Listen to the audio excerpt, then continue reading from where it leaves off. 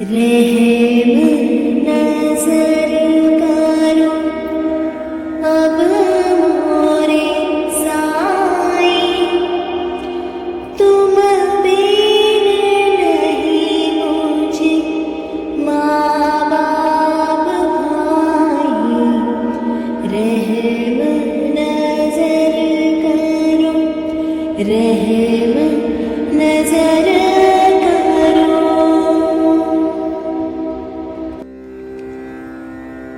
ओम श्री साईनाथाय नमः।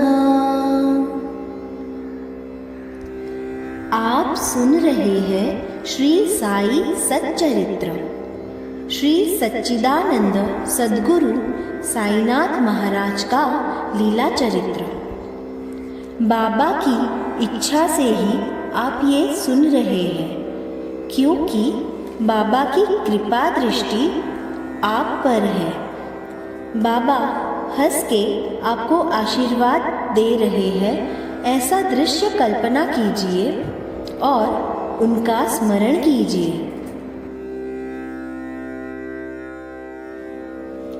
अध्याय 7। इस अध्याय में हम गोली बाबा की कथा, विट्ठल जी का प्राकट्य, भगवंतराव क्षीरसागर की कथा और बाबा के चरणों में ही प्रयाग, इन कथाओं का वर्णन करेंगे। पहली कथा है गोली बुआ की कथा। 95 वर्षीय गोली बुआ विठोबा के अनन्य भक्त थे। वे पंढरी के वारकरी थे। पूरे साल में वे 8 मास पंढरपुर रहते थे और 4 मास यानी आषाढ़ से कार्तिक मास तक गंगा के किनारे रहा करते थे। गोली बुआ का नियम था कि वे हर वर्ष वारी लेकर पंढरपुर जाया करते थे और लौटते समय श्री साईं बाबा के दर्शन के लिए शिरडी अवश्य आया करते थे। उनके पास एक गधा था जिस पर वे सामान रखा करते थे और एक शिष्य भी उनकी सेवा के लिए सदैव साथ रहता था। श्री साईं बाबा के प्रति उनमें गहन श्रद्धा भाव था। वे बाबा को एकटक देखकर एकाएक ही कहने लगते थे कि ये तो पंढरीनाथ है, ये विट्ठल के अवतार है। वही विट्ठल जो अनाथों के लिए नाथ, दीन दयालु और दीनों के स्वामी है। गोली बुआ ने पंढरी यात्रा के बाद अनेक बार श्री साईं बाबा में पंढरीनाथ के दर्शन किए थे। यह विशेष उल्लेखनीय है कि गोली बुआ के अतिरिक्त अन्य भक्तों ने भी श्री साईं बाबा में अपने इष्ट देव के दर्शन किए थे। इससे श्री साईं बाबा की दिव्यता का संकेत मिलता है। अगली कथा है विट्ठल जी का प्राकट्य। श्री साईं बाबा की रुचि भगवत भजन व ईश्वर चिंतन में विशेष रूप से थी। वे सदैव अपने ही स्वरूप में लीन रहा करते थे। वे जुबान से हमेशा अल्लाह मालिक का उच्चारण किया करते थे और कीर्तन सप्ताह का भी आयोजन करते रहते थे। इसी कीर्तन सप्ताह को नाम सप्ताह भी कहा जाता था। एक बार की बात है कि श्री साईं बाबा ने भक्त दासगणों को कीर्तन सप्ताह करने को कहा। तब दासगणों ने कहा कि देवा, आपकी आज्ञा हो तो मुझे शिरोधार्य है, लेकिन मुझे भरोसा दिलाए कि विट्ठल अवश्य ही प्रकट होंगे। श्री साईं बाबा ने अपने हृदय पर हाथ रखा। उनका ऐसा करना दासगणों को भरोसा दिलाने का सूचक था। फिर वे बोले कि विट्ठल अवश्य ही प्रकट होंगे, लेकिन इसके लिए भक्तों में श्रद्धा व तीव्र उत्सुकता का होना आवश्यक है। वे बोले कि विट्ठल की पंढरी, रणछोड़ की द्वारका और ठाकुरनाथ की डंकपुरी तो शिरडी ही है। फिर किसी को भी दूर जाने की क्या आवश्यकता है? क्या विट्ठल कहीं बाहर से आएंगे? वे तो शिरडी में ही विराजते हैं। जब भक्तों में भक्ति और प्रेम का प्रवाह होगा तो विट्ठल स्वयं ही प्रकट हो जाएंगे। फिर ऐसा हुआ भी। जब कीर्तन सप्ताह समाप्त हुआ तो विट्ठल स्वयं ही प्रकट हो गए। इसके प्रमाण काका साहेब दीक्षित थे, जिन्होंने नित्य की भांति स्नान के बाद ध्यान किया तो उन्हें विट्ठल के साक्षात दर्शन हुए। दोपहर को जब काका साहेब दीक्षित श्री साईं बाबा के दर्शनार्थ मस्जिद गए तो बाबा ने उनसे इस प्रकार पूछा, क्यों विट्ठल पाटिल आए थे ना? क्या तुमने उनके दर्शन किए? वे बड़े चंचल हैं, उन्हें अच्छी तरह पकड़ लो, जरा भी चूकोगे तो वे बचकर निकल जाएंगे। ऐसा कहकर श्री साईं बाबा मुस्कुराने लगे, जैसा कि उनका स्वभाव ही था। काका साहेब दीक्षित को सुबह तो विट्ठल के दर्शन हुए ही, दोपहर में भी उन्हें फिर से उनके दर्शन हुए। उस दिन एक और आश्चर्य ये हुआ कि चित्र विक्रेता विठोबा के 25-30 चित्र लेकर वहाँ बेचने आया।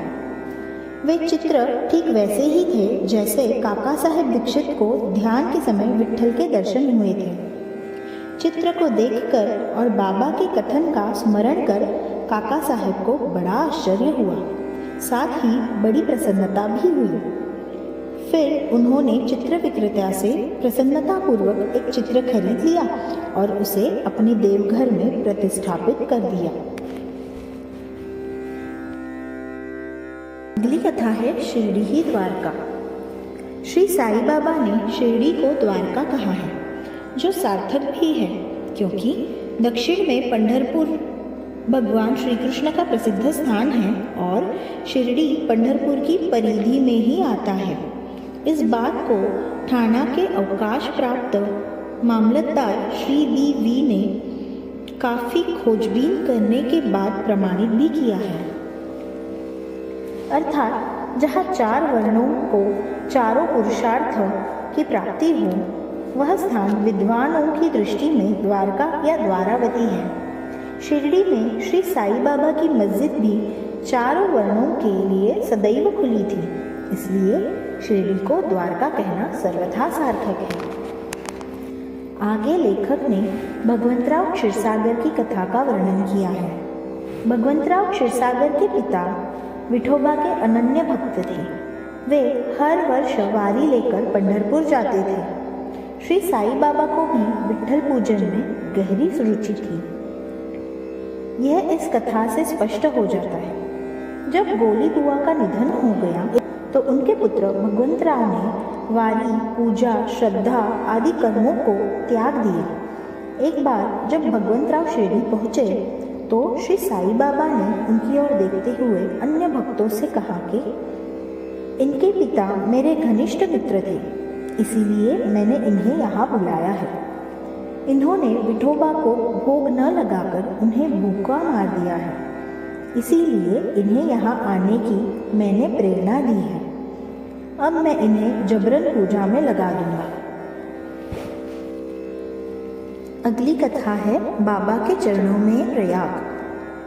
प्रयाग एक पावन तीर्थ है जहाँ गंगा और यमुना का संगम होता है। हिंदुओं में ऐसा माना जाता है कि प्रयाग में स्नान करने से पापों का नाश हो जाता है। इसीलिए किसी भी पर्व के अवसर पर हजारों लाखों की संख्या में भक्तजन प्रयाग में स्नान लाभ उठाते हैं। एक बार की बात है कि दासगणों ने भी प्रयाग में जाकर स्नान करने का निर्णय किया था। बाद में वे श्री साईं बाबा के पास उनकी आज्ञा लेने गए। तब बाबा ने कहा कि इतनी दूर व्यर्थ ही भटकने की क्या आवश्यकता है, प्रयाग तो यही शिरडी में है, मुझ पर विश्वास करो। तभी महा आश्चर्य हो गया। दासगणों ने जैसे ही श्री साईं बाबा के श्री चरणों में शीश झुकाया, बाबा के श्री चरणों से गंगा यमुना की धारा बड़े वेग से बहने लगी। उस चमत्कार को देख दासगणों की भक्ति व प्रेम उमड़ पड़े। उनके नेत्रों से अश्रुधारा प्रवाहित होने लगी। उन्हें अंतस्फूर्ति की अनुभूति हुई और उनके मुख से अनायास स्वतः श्री साईं बाबा की स्त्रोतस्विनी प्रवाहित होने लगी, अर्थात वे श्री साईं बाबा का स्तवन करने लगे। ओम साई नमो नमः।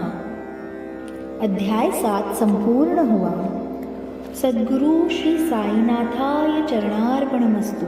शुभं भवतु, शुभं भवतु, शुभं भवतु।